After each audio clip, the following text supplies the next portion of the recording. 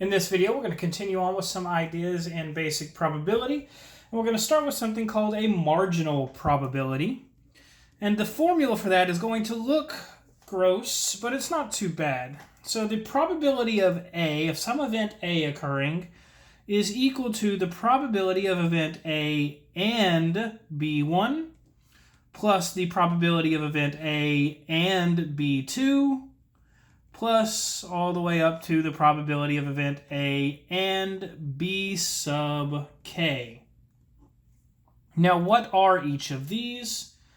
This is the probability that two events occur.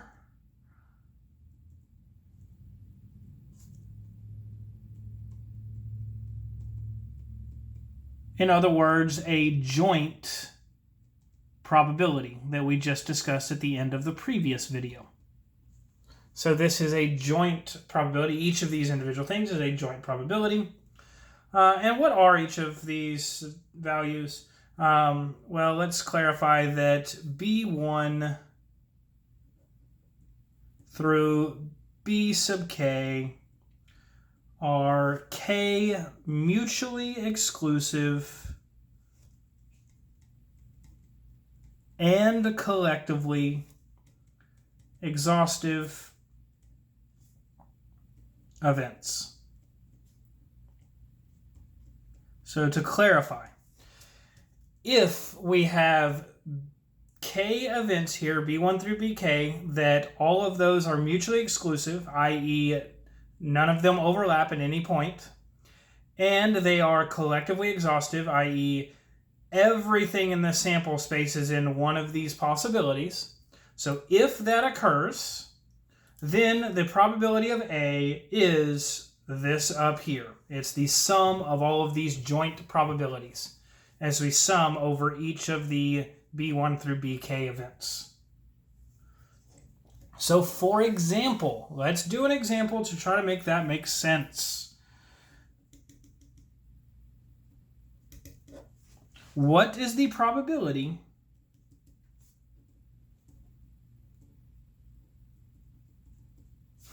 a person purchased a computer?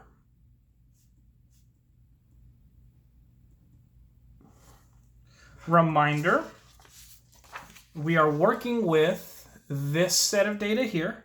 So if you don't have that in front of you, copy this table down right now. Pause the video and copy this table down right now. But we're going to use that set of information to find out the probability a person purchased a computer. So the probability that a purchased computer occurs is equal to the probability of a purchased a computer and TV plus the probability that a person purchased a computer and not a TV. So here, event A is purchased a computer. Event B1 and B2 are purchased a TV and did not purchase a TV. Those two things are collectively exhaustive and mutually exclusive. So these two joint probabilities are the joint probabilities that we add up together to get the probability that that a person purchased a computer. Here, k is 2. We only have 2 mutually exclusive and collectively exhaustive events in this particular example. So what is that, though? So the probability of purchased computer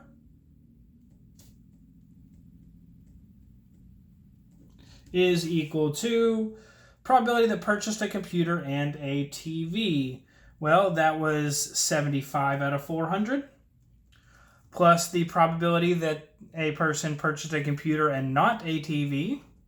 That was, if you're looking at your table, 150 out of 400. which is 0.1875, plus 0.375, which is 0.5625. Oops, 0.5625. And that's it. That is how we can use our marginal probability formula.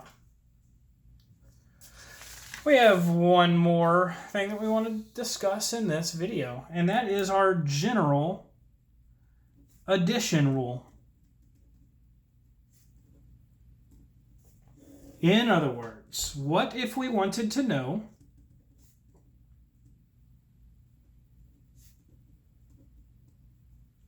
the probability a computer was purchased or a TV was purchased?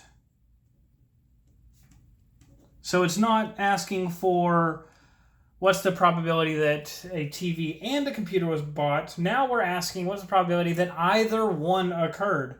This is actually 3 of our simple events. A computer was bought,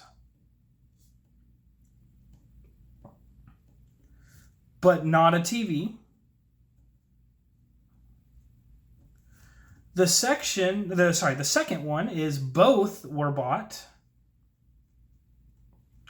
And the third one was a TV was bought, but not a computer.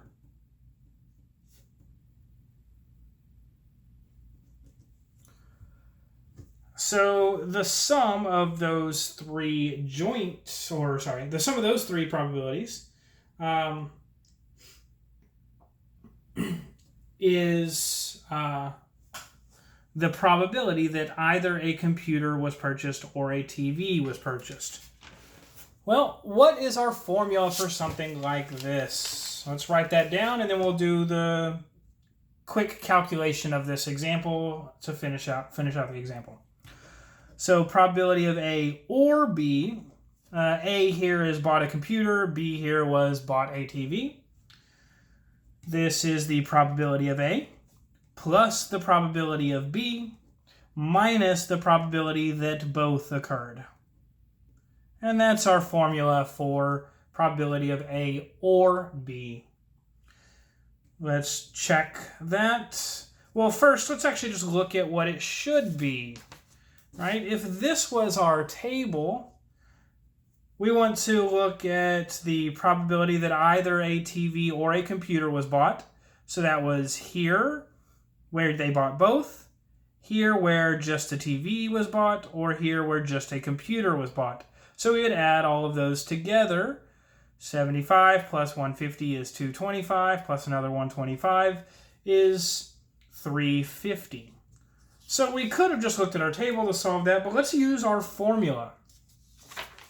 So our formula says probability of A. Well, what's the probability of A? Well, 200 people bought a TV. So that was 200 out of 400. What was the probability of B?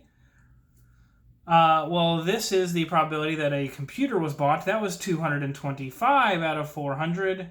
Minus the probability of A and B. So the probability that both were bought, well, that was 75 out of 400.